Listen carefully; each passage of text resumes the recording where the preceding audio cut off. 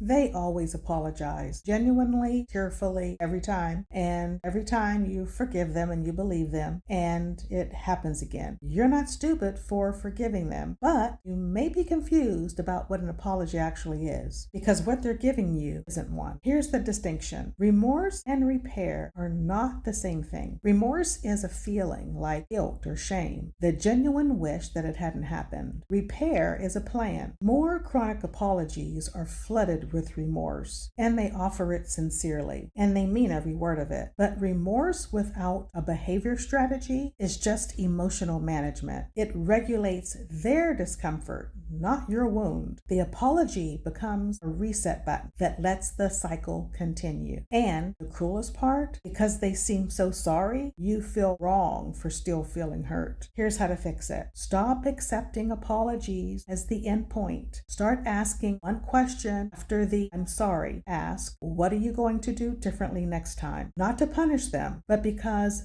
that question reveals everything. A partner doing real repair work will have an answer, even an imperfect answer. A partner using apology as a release valve will feel blindsided by the question, and their reaction will tell you exactly what you're dealing with. You deserve remorse and repair, not one or the other. If you've ever felt guilty for feeling hurt after an apology, save this. That guilt is part of a pattern. Follow for more and check the link below for relationship guides. And for sure, see you next time.